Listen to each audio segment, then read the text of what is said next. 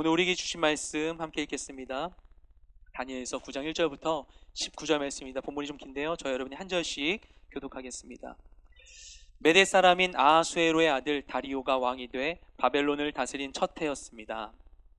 그가 다스린 지 1년 되던 해에 나 다니엘은 하나님의 말씀이 기록된 책을 보고 여호와께서 예언자 예레미야에게 연수를 정해 말씀하셨음을 알았습니다. 여호와께서는 예루살렘이 무너진 지 70년 만에 돌이키시겠다고 하셨습니다. 나는 먹지도 마시지도 않고 오리 굵은 베옷을 입고 재를 뿌린 채 주 하나님께 기도하며 구했습니다. 나는 하나님 여호와께 이렇게 기도하고 고백하며 말씀드렸습니다. 여호와여, 크고 두려우신 주 하나님이여, 주를 사랑하고 주의 계명을 지키는 사람들에게 말씀하신 약속을 지키시고 그들에게 자비를 베푸시는 하나님이여, 우리가 죄를 지었고 잘못을 저질렀습니다. 우리가 악하게 행동했고 주의 법과 명령을 어기고 거역했습니다. 또 우리가 주의 종 예언자들이 우리 민족의 여러 왕과 귀족들과 조상들과 온 백성들에게 주의 이름으로 말씀한 것을 듣지 않았습니다. 주여, 의로움은 주께 있으며 우리에게는 오늘날처럼 부끄러움이 있을 뿐입니다. 유다 사람들과 예루살렘에 사는 사람과 각 나라로 쫓겨나 가까이 있거나 멀리 있는 사람, 곧 이스라엘 사람들이 모두 부끄러움을 당할 뿐입니다. 그들은 주를 거역하며 죄를 범했기 때문에 주께서 각 나라로 쫓아내셨습니다. 여호와여, 우리가 부끄러움과 욕을 당하고 우리 왕들과 귀족들과 조상들이 부끄러움을 당하는 것은 우리가 주께 죄를 지었기 때문입니다. 주 우리 하나님께서는 자비와 용서를 베푸시지만 우리는 주께 반역했습니다. 우리는 하나님 여호와의 음성을 듣지 않고 하나님의 종 예언자들을 시켜서 우리 앞에 세우신 율법을 지키지 않았습니다. 온 이스라엘이 주의 율법을 지키지 않았고 주의 목소리 듣기를 싫어했습니다. 그러므로 하나님의 종 모세의 율법에 기록된 맹세대로 저주가 우리에게 내렸습니다. 우리는 주께 죄를 지었기 때문에 심판을 받았습니다. 주께서는 큰 재앙을 우리에게 내리셨습니다. 우리와 우리 지도자들을 벌하셔서 주께서 말씀하신 것을 그대로 증명하셨습니다. 온 천하에 예루살렘에 일어난 일과 같은 일은 없었습니다. 모세의 율법에 기록된 그대로 우리에게 이 모든 재앙이 내렸습니다. 그러나 우리는 죄에서 돌이켜서 주의 진리를 알기 위해 우리 하나님 여호와께 은총을 내려달라고 구하지 않았습니다. 그래서 여호와께서는 이 재앙을 준비해 두셨다가 우리에게 내리셨습니다. 우리 하나님 여호와께서 하시는 모든 일은 의롭습니다. 그러나 우리는 하나님의 목소리를 듣고 순종하지 않았습니다. 주 우리 하나님이여, 우리 백성들을 강한 손으로 이집트에서 이끌어내시고 오늘날 같이 이름이 유명해지신 주여, 우리가 죄를 지었고 우리가 악을 저질렀습니다. 주여, 내가 기도합니다. 주의 모든 공의에 따라서 주의 성 예루살렘, 주의 거룩하신 산에 내린 주의 노하심을 거둬주소서. 우리의 죄와 우리 조상들의 죄악으로 인해 예루살렘과 주의 백성들이 우리 주위에 사는 모든 사람들의 비웃음을 받습니다. 그러므로 우리 하나님이여, 이제 주의 종의 기도와 간절함을 들어주십시오. 하나님 자신을 위해 무너진 주의 성전에 주의 얼굴빛을 비춰 다시 세워주십시오. 내 하나님이여, 귀를 기울여 들으시고 눈을 떠서 보십시오. 주의 이름으로 부르는 성이 무너지고 우리가 고통당하고 있습니다. 우리가 주께 기도하는 것은 우리가 잘한 것이 있어서가 아닙니다. 주께서 큰 자비를 베푸시는 분이기 때문에. 함께 읽겠습니다. 주여 들어주십시오. 주여 용서해 주십시오. 주여 들으시고 이루어 주십시오. 내 하나님이여, 주 자신을 위해 미루지 마십시오. 이곳은 주의 성이며 이 사람들은 주의 백성들이기 때문입니다. 아멘. 네, 오늘 본문을 기록한 다니엘은 이스라엘이 포로로 잡혀갔었던 바벨론과 페르시아에서 활동한 선지자입니다. 그는 남유다의 귀족 가문의 자제로 태어나서 약 15세에서 17세 정도 되었던 청소년 시기에 바벨론의 1차 포로 명단에 속하여 바벨론에 붙잡혀가게 됩니다. 당시 바벨론은 다양한 민족을 흡수한 대제국을 건설하면서 거대한 다인종 국가를 원활하게 통치하기 위한 새로운 인재가 필요했습니다. 그래서 바벨론이 정복한 광대한 지역 가운데에서 인종과 배경을 초월하여 가장 뛰어난 젊은이들을 모으게 되는 것이죠. 그리고 그들을 친바벨론 성향의 관리로 양성하기 위해서 황실에서 특별 예우를 하면서 3년간 철저하게 바벨론식 엘리트 교육을 실시하게 됩니다. 결국 3년의 교육기간이 끝났을 때, 그때 그 많은 인재들 가운데에서 변방의 작은 나라에서 온 다니엘은 제국의 모든 사람들 가운데 가장 뛰어난 이로 평가되어서 젊은 나이에 최고위급 관료로 발탁됩니다. 그리고 나라가 바뀌고 정권이 바뀌는 중에도 자리를 잃지 않고 약 64년간 왕의 조언자 역할을 하게 되는 것이죠. 그런데 이 시간들을 거치면서 이름을 바벨론식으로 바꾸고, 벨드사살이라는 바벨론식 이름을 바꾸고, 바벨론 사람의 옷을 입고 그들의 언어를 익히고 그들의 문화와 관습과 전통과 지혜를 배우고 바벨론의 관료로서 반세기가 넘는 시간을 살면서도 다니엘은 하나님의 백성으로서의 정체성을 놓치지 않습니다. 바벨론은 당시 전 세계의 정치, 경제, 문화의 중심지였죠. 다니엘은 그 바벨론에서도 권력의 심장부에 있었던 사람입니다. 그래서 그의 모든 인식과 감각을 채우는 바벨론의 세계 가운데 살면서도 그는 누구도 방해할 수 없는 하나님의 임재를 누리고 있었던 것이죠.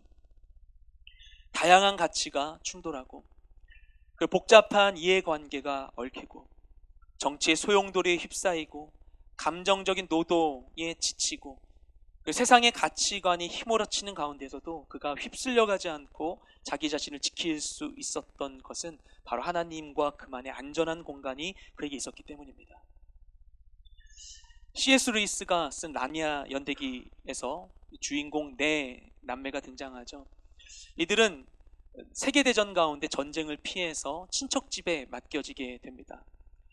그들의 일상은 전쟁의 공포에 짓눌려 있었지만 그들만 알고 있는 작은 골방 속의 옷장으로 들어가면 아슬란이 다스리는 나니아로 갈 수 있었습니다.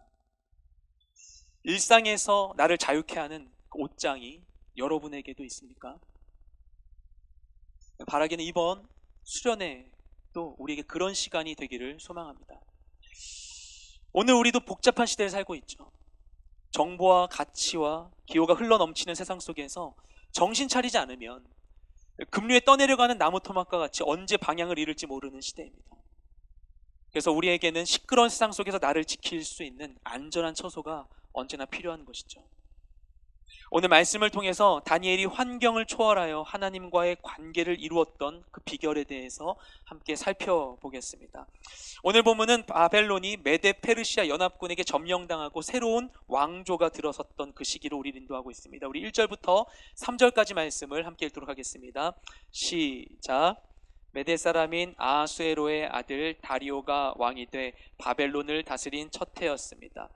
곧 그가 다스린 지 1년 되던 해에 나 다니엘은 하나님의 말씀이 기록된 책을 보고 여호와께서 예언자 예레미야에게 연수를 정해 말씀하셨음을 알았습니다. 여호와께서는 예루살렘이 무너진 지 70년 만에 돌이키시겠다고 하셨습니다. 나는 먹지도 마시지도 않고 오리 굵은 베옷을 입고 재를 뿌린 채 주 하나님께 기도하며 구했습니다. 아멘. 1절을 보면 본문의 시간적 배경이 페르시아가 바벨론을 무찌르고 다리오가 왕이 되었던 첫 해라고 소개하고 있습니다. 다니엘이 바벨론의 포로로 끌려와서 관리가 된 지 60여 년이 지났을 때, 이미 그는 80대 노인이었습니다. 그때 메데와 페르시아 연합군이 바벨론을 점령하게 됩니다. 그리고 새로운 왕조가 세워지게 되죠. 그리고 새 왕조의 첫 왕이 바로 다리오였습니다. 이 다리오는 페르시아 전체를 다스리기 위해서 전역에 120명의 지방 장관들을 세우고 이들을 통솔할 3명의 총리를 세웁니다. 그리고 총리 가운데 가장 뛰어난 다니엘을 수석 총리로 세우게 되었던 것이죠. 그리고 이전에서 다리오가 다스린 지 1년이 되었다라고 이야기합니다. 근데 오늘 본문 가운데 이때가 언제인지를 이렇게 구체적으로 제시하고 있는 이유가 있습니다. 그것은 이때 굉장히 중요한 사건이 발생하기 때문인 것이죠. 다리오는 1년밖에 통치하지 않습니다. 다리오가 1년 통치하고 나서 새로운 왕이 등극합니다. 페르시아가 전쟁을 치를 때 진정한 페르시아의 영웅이었었던 고레스가 삼촌 다리오에 이어서 두 번째 왕으로 세워지게 되는 것이죠. 그리고 고레스는 왕이 된 해에 일명 고레스 칙령을 반포합니다. 그 내용에 따라서 그때로부터 과거에 이 바벨론에 붙잡혀왔던 포로되었던 그 모든 사람들이 자기 민족의 땅으로 돌아가게 되었던 것이죠. 그런데 이 모든 일들이 발생하기 직전에 아직 다리오가 왕이었었던 때, 고레스로 왕이 바뀌기 바로 직전에 그때 다니엘은 시대의 변화를 직감하게 됩니다. 그리고 그때 그는 말씀을 찾는 것이죠. 남유다를 멸망시켰던 바벨론 왕조가 몰락하고 새로운 왕조가 들어서고 대제국의 주인이 바뀌는 이 중대한 시점 가운데 다니엘은 시대를 향한 하나님의 메시지를 구하게 됩니다. 그래서 예레미야의 예언이 기록되어 있던 책을 찾아 읽게 되는 것이죠. 흥미로운 것은 다니엘은 선지자였습니다. 그가 하나님의 음성을 듣는 선지자였음에도 불구하고 선지자인 그도 하나님의 음성에 목말랐을 때 말씀을 찾았던 것이죠. 모든 말씀은 하나님의 감동으로 된 것이기 때문입니다. 그래서 우리가 일상 가운데 하나님의 말씀을 가까이 해야만 하는 이유가 바로 거기에 있는 것이죠. 그리고 다니엘이 읽은 말씀은 바로 예레미야서였습니다. 우리가 지금 큐티로 하고 있는 말씀이죠. 다니엘이 유다왕 여호야김 시대에 끌려왔었기 때문에, 다니엘이 그리고 청소년기에 왔기 때문에 아마 다니엘이 예루살렘에 살고 있었던 중에 그때 예레미야가 활동 중이었었던 때일 것입니다. 활동 중인 예레미야를 그는 이미 경험했었고 이 시기 가운데 그때 예레미야가 했었던 그 예언을 생각하게 되었던 것 같습니다. 그리고 예레미야가 기록한 그 예언서를 펼치게 되는 것이죠. 그리고 그 속에서 놀라운 기록을 발견합니다. 우리 예레미야 25장 11절과 12절 말씀을 함께 읽도록 하겠습니다. 시작. 이 모든 땅이 폐허가 되어 놀랄 일이 될 것이며 이 민족들은 70년 동안 바벨론의 왕을 섬기리라. 여호와의 말씀이니라. 70년이 끝나면 내가 바벨론의 왕과 그의 나라와 갈대아인의 땅을 그 죄악으로 말미암아 벌하여 영원히 폐허가 되게 하되. 이어서 예레미야 29장 10절 말씀도 함께 읽겠습니다. 시작. 여호와께서 이와 같이 말씀하시니라. 바벨론에서 70년이 차면 내가 너희를 돌보고 나의 선한 말을 너희에게 성취하여 너희를 이곳으로 돌아오게 하리라. 아멘. 예레미야는 바벨론의 포로로 끌려간 이들이 70년간 바벨론을 섬기게 될 것이고 70년이 다 차면 바벨론이 무너질 것이라 예언했습니다. 그리고 그 무렵에 이스라엘 백성은 고토로 복귀할 것이라고 예언했던 것이죠. 다니엘이 그 말씀을 봤을 때 이미 예언의 일부는 성취되어 있었죠. 바벨론이 무너진 것을 그는 목격했습니다. 그리고 그의 마음 가운데에는 이 예언을 따라 곧 자기 민족이 고국에 돌아가리라는 소망이 생기게 되었던 것이죠. 그때 그는 지체하지 않고 금식하고 제를 뿌리며 적극적으로 하나님께 기도하기 시작합니다. 근데 그냥 기도한다고 하면은 그냥 그뿐일 텐데, 우리가 다니엘서를 처음부터 읽다 보면 이때가 기도하기에 정말 좋지 않은 때였습니다. 이 예언을 받았던 시기가 다리오가 통치할 때였는데 다니엘서 6장 말씀이 다리오가 통치할 때 있었던 일들을 기록하고 있습니다. 다리오가 왕이 되었을 때 왕이 아닌 신이나 사람에게 기도하는 사람들이 발견되면 그건 적발되는 즉시 사자굴에 던지도록 하는 그런 법령이 반포되었습니다. 근데 그 법이 다리오 왕에게 도장이 찍힌 것을 확인했을 때, 그때 이미 고위직에 자신은 수석총리였음에도 불구하고 그것이 통과되었던 날에 다니엘이 그것을 알매도 불구하고 집에 가서 창문이 열린 그 방에서 예루살렘을 향해 무릎 꿇고 기도를 합니다. 그래서 그가 사자굴에 갇혔다가 나오게 되죠. 이게 그냥 감옥 갔다 나오는 것과 다른 거죠. 사자굴에 갔다 나오는 게 그냥 들어가는 게 사형 선고가 된 것입니다. 근데 그가 하나님의 은혜로 죽지 않고 나오게 되었던 것이죠. 정말 기도하기 어려운 그 순간 가운데 있었지만 하나님의 말씀을 들었을 때 그는 기도하지 않고는 견딜 수가 없었던 것입니다. 그래서 그 가운데 죄를 뿌리고 금식하며 기도했었던 것이죠. 그와 같은 방해가 있을지라도 그는 기도의 자리가 나왔고 하나님께서 그를 지켜주십니다. 말씀을 통해 하나님의 계획을 깨닫게 될 때 가만히 있을 수 없는 것이죠. 하나님의 뜻이 이루어질 수 있도록 그는 하나님의 뜻대로 목숨을 걸고 기도합니다. 말씀을 볼 때, 말씀 가운데 하나님의 뜻을 발견하게 되면 우리는 절대 나태해질 수 없습니다. 말씀을 통해 하나님의 뜻을 알게 될 때 우리의 시야가 달라지고 세상을 이해하는 틀이 달라지고 우리의 기도가 달라지게 되는 것이죠. 인생의 중요한 길목 가운데 안절부절하거나 답답해하지 않고 확신을 갖고 평안하고 담대하게 자신의 길을 갈 수 있게 되는 것입니다. 왜냐하면 예수님께서 말씀하셨던 것 같이 진리가 우리를 자유케 하기 때문인 것입니다. 다른 어떤 것이 나의 소유와 성취와 사람들의 평가가 나를 자유케 하는 것이 아니라 오직 진리가 우리를 자유케 하는 것이기에 말씀 안에 우리가 노출될 때, 말씀이 우리 안에 들어오게 되었을 때 우리는 세상을 더욱더 담대하게 평안하게 나아갈 수 있게 되는 것이죠. 흔들리는 시대의 한복판 가운데 있었지만 말씀은 다니엘의 마음을 요동치지 않게 잡아줍니다. 그리고 말씀을 통해 하나님의 뜻을 깨닫게 되자 그의 안에 하나님께 아뢰고 싶은 말들이 생각나게 되었어요. 결국 그는 하나님께 기도합니다. 오늘 본문에 기록된 다니엘의 기도문을 통해서 이 흔들리는 세상 가운데 말씀이 우리에게 어떤 역할을 하는지 함께 살펴보길 소망합니다. 첫째로 말씀은 나를 비추는 거울입니다. 우리 함께 5절부터 7절까지 말씀 같이 읽도록 하겠습니다. 시작. 우리가 죄를 지었고 잘못을 저질렀습니다. 우리가 악하게 행동했고 주의 법과 명령을 어기고 거역했습니다. 또 우리가 주의 종 예언자들이 우리 민족의 여러 왕과 귀족들과 조상들과 온 백성들에게 주의 이름으로 말씀한 것을 듣지 않았습니다. 주여, 의로움은 주께 있으며 우리에게는 오늘날처럼 부끄러움이 있을 뿐입니다. 유다 사람들과 예루살렘에 사는 사람과 각 나라로 쫓겨나 가까이 있거나 멀리 있는 사람, 곧 이스라엘 사람들이 모두 부끄러움을 당할 뿐입니다. 그들은 주를 거역하며 죄를 범했기 때문에 주께서 각 나라로 쫓아내셨습니다. 네. 다니엘은 거룩한 사람이었습니다. 심지어 청소년기에 갓 붙잡힌 상황 가운데 바벨론의 황실에서 왕이 음식을 제공해 줬는데 그 음식도 이방신에게 바쳐진 음식이라는 이유로 거부했었던 사람입니다. 저 예전에 학교 선배가 주는 술잔 그거 사양하는 것도 너무 어려웠는데, 그렇죠? 왕이 주는 거, 이 음식 거절하면 죽을 수도 있는 상황 가운데 단호하게 이방신에게 바쳐진 음식은 입에 대지 않습니다. 죽을 위협을 무릅쓰고도 왕의 신상에 느부갓네살에게 절하지 않았던 자가 다니엘이었습니다. 그런데 이처럼 거룩한 삶을 살았던 그가 조상들의 죄를 마치 자신의 죄인 것처럼 회개하고 있죠.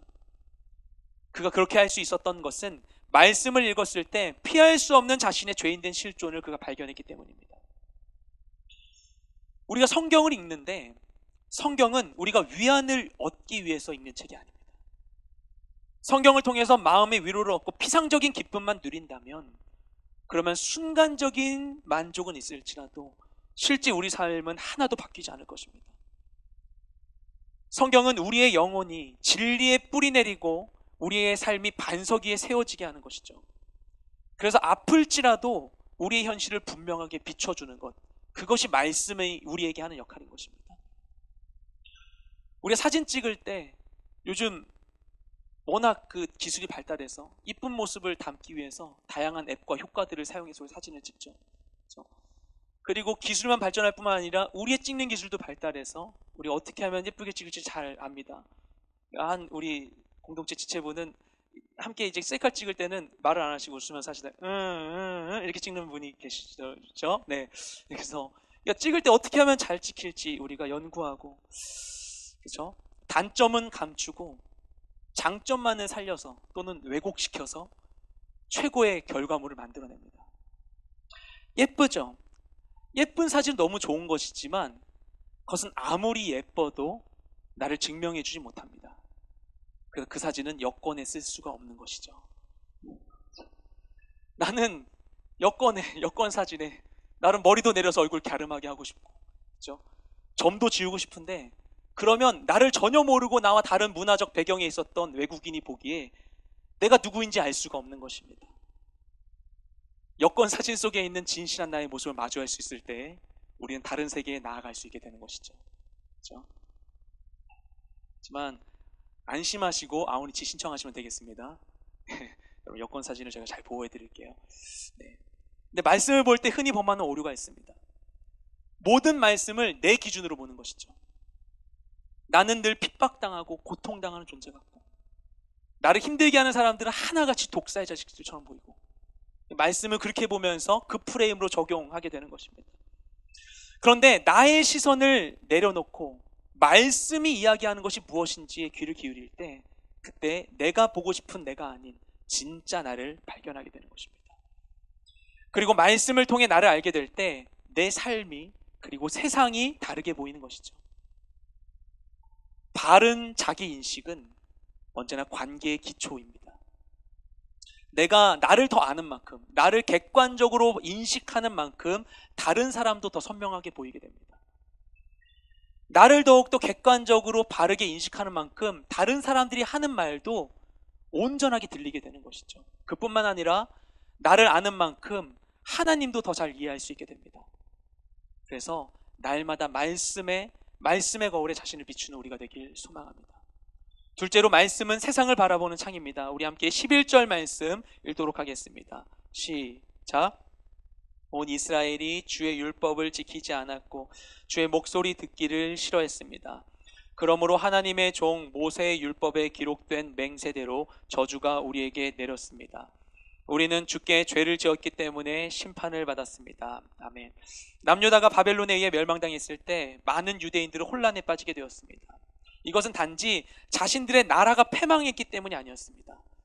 그들에게 정말 어려운 것은 무엇이었냐면은 예루살렘 성전이 파괴되었다는 사실이었습니다.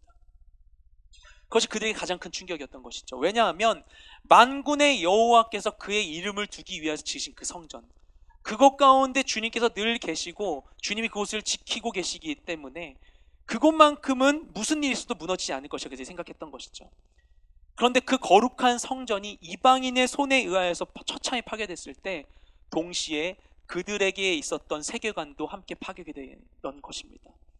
그리고 그 자리 가운데에는 하나님에 대한 회의와 영적인 공허함이 자리 잡게 되었던 것이죠. 그렇게 끌려간 그들은 하나님의 백성으로서의 정체성을 잃고 바벨론과 페르시아에 동화되어 살아가게 됩니다. 그런데 다니엘이 말씀을 보았을 때 말씀을 통해 그는 드디어 자신들의 처지가 어떤 것인지, 자신들에게 일어난 일들이 무엇이었는지를 더 분명하게 이해하게 됩니다. 말씀을 보면서 그렇구나. 우리 조상들이 하나님의 말씀을 거역하고 죄를 지었기 때문이었구나.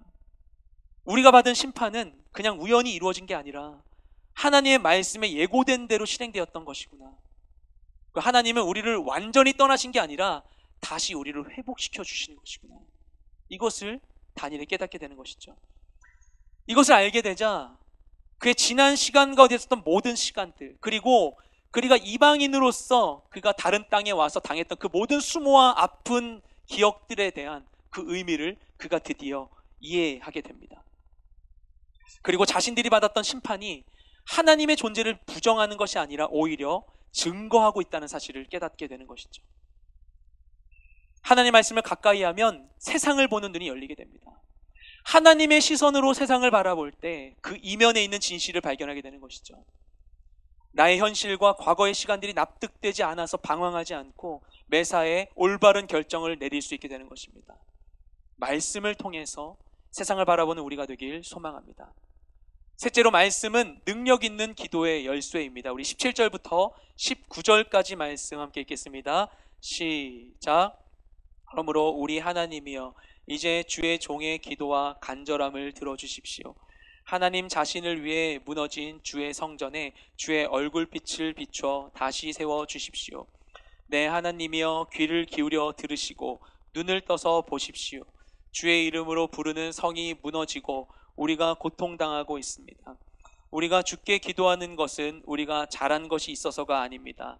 주께서 큰 자비를 베푸시는 분이기 때문입니다. 주여 들어주십시오. 주여 용서해 주십시오. 주여 들으시고 이루어 주십시오. 내 하나님이여 주 자신을 위해 미루지 마십시오. 그곳은 주의 성이며 이 사람들은 주의 백성들이기 때문입니다. 아멘. 말씀을 통해 하나님 앞에 회개한 다니엘은 끝으로 하나님께 간절한 마음으로 예루살렘 성과 이스라엘 백성의 회복을 위해서 간구합니다. 그런데 그는 기도할 때 이스라엘의 사사로운 이익을 위해서 기도하지 않고 하나님의 영광을 위해 간구하고 있죠.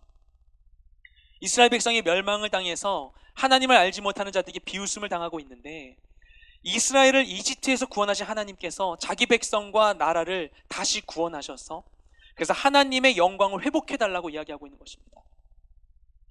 그가 이처럼 기도할 수 있었던 것은 하나님께서 자기 백성을 회복시키실 것이라는 약속의 말씀을 그가 믿었기 때문인 것이죠. 말씀을 읽을 때, 말씀을 가까이 할 때 그 말씀은 하나님과 우리의 영적인 주파수를 맞춰줍니다. 말씀을 근거로 기도할 때 우리는 하나님과 노이즈 없는 소통을 할 수 있게 되는 것이죠.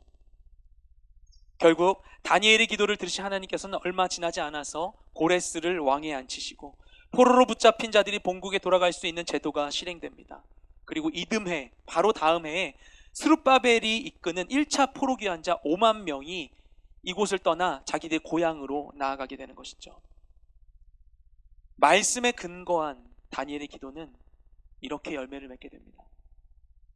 말씀을 통해 기도의 능력을 체험하는 우리가 되길 소망합니다. 다니엘은 당대 지식과 문명의 중심지였던 바벨론의 한복판 가운데 있었습니다.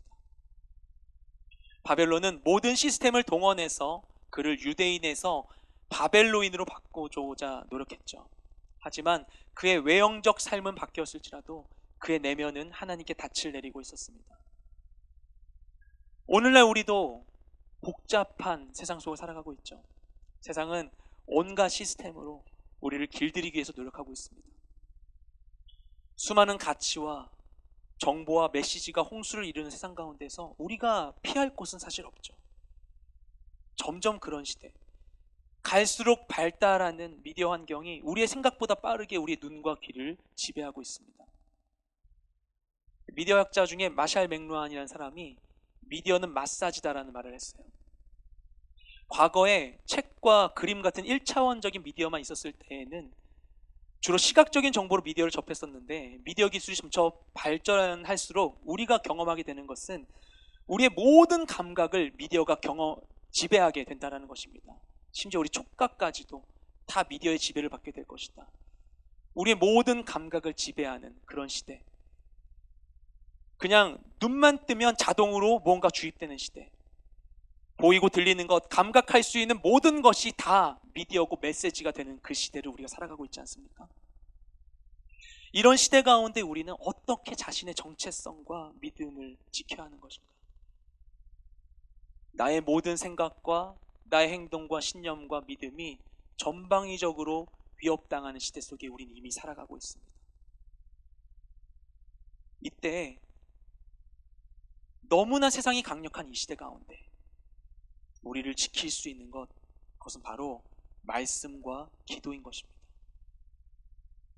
뭔가 우리가 거창한 일을 그래야만 세상을 이겨낼 수 있을 것 같지만 사실 말씀을 묵상하고 기도하는 것이야말로 이 메시지가 범람하는 시대 가운데에서 나의 삶을 진리에 맞추는 저항적인 행위인 것입니다.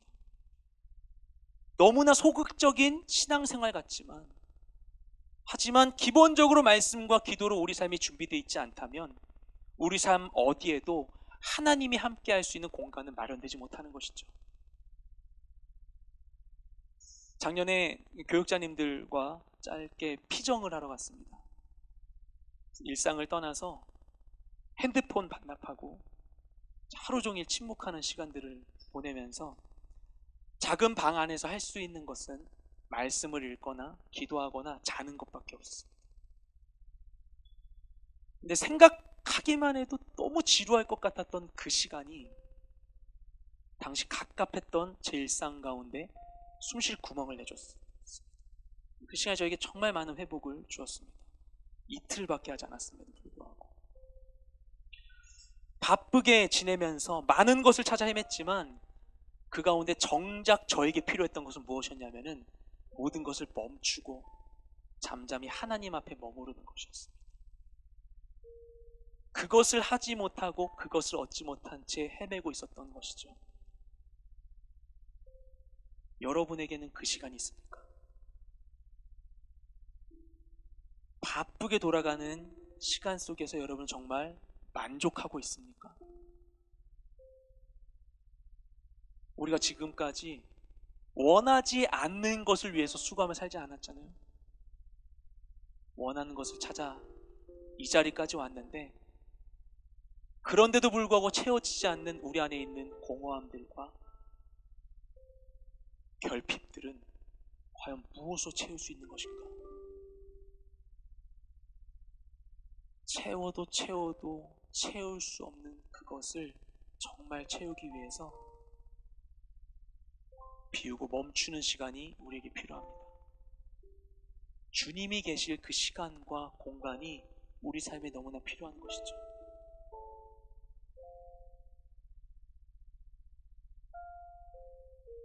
우리도 바벨론과 같은 시간을 살아가고 있습니다. 바벨론, 한복판 가운데 시대 속에서 이 세상 어디에 있더라도 마치 나니아로 들어가는 옷장과 같은 그 하나님과의 만남을 빼앗기지 않는 우리 모두가 되시기를 주님으로 축복드립니다. 그 시간을 내가 지킬 때 결국 그 시간이 나를 살리게 될 것입니다. 그 시간을 통해 주님이 우리의 왕으로, 우리의 인도자로 우리 삶 가운데 좌정하실 것입니다. 믿음으로 주님과의 만남의 자리를 늘 예비하는 우리 모든 인생 되시기를 주님의 이름으로 축복드립니다. 함께 기도하며 나아가겠습니다. 시간 우리 각자의 음성으로 주님께 잠잠히 기도하며 나아가기 원합니다. 기도하실 때 우리의 기도를 듣기 원하시고 우리 삶 가운데 나와 동행하기 원하시는 주님을 나의 삶의 그 자리 가운데 초대하기 원합니다. 여러분, 가장 분주했던 시간이 언제입니까? 나를 놓쳐버릴 것만 같은 그 시간. 사람들의 요구와 말들로, 많은 이들의 요구로 정신없이 바쁜 바로 그 시간. 말씀은커녕 정신 차리기도 어려운 그 시간. 주님은 그곳 가운데 우리와 함께하길 원하십니다. 제 머릿속으로 그 시간을 떠올리기 원합니다.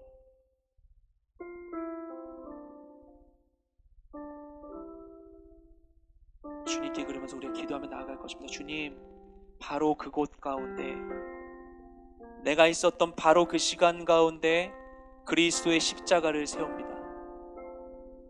주님, 바로 그 시간과 그 장소를, 그 모든 일과 관계들을 그리스도의 보혈로 덮어 주시옵소서. 주님, 그 자리 가운데 좌정하여 주시옵시고 나와 동행하여 주시옵소서. 그 모든 시간 가운데 주의 임재를 구하며 합심하여 기도하며 나아가기 원합니다. 기도하시겠습니다.